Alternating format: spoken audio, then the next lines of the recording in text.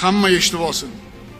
Hamma bunday jinoiy to'dalar faoliyatiga chek qo'yish kuchimiz ham, qudratimiz ham yetadi. Buni albatta bunga yo'l qo'ymaymiz va buni yo'l qo'yishga butun jamiyatimiz bilan albatta kurashamiz. Prezident Shavkat Mirziyoyev Oliy Majlisga yo'llagan murojaatnomasida so'nggi paytlarda o'zini qonundan ustun qo'yishga urinayotganlar haqida gapirdi. Lekin so'nggi paytlarda o'zini qonundan ustun qo'ygan tadbirkorlarga bosim qilib, ularning biznesini egallab olishga harakat qilayotgan, iqtisodiyotimizga jiddiy putur yetkazayotgan murakkab moliyaviy jinoyatlar sodir etayotganlar, o'zini qozi deb hisoblagan odamlar o'rtasida oldi-berdi masalalarni hal qilib yuborgan ayrim jinoiy to'dalar ham paydo bo'lyapti. Buni ham yashirishimiz kerak emas.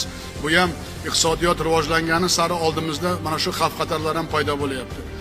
Eng achinarlisi, oson pul topaman degan ilinjida bo'lgan, bilagida kuchi bor ayrim sportchilar ham bunday jinoiy to'dalarga qo'shilib qolgani bizni xavotirga solyapti. Hamma eshitib olsin.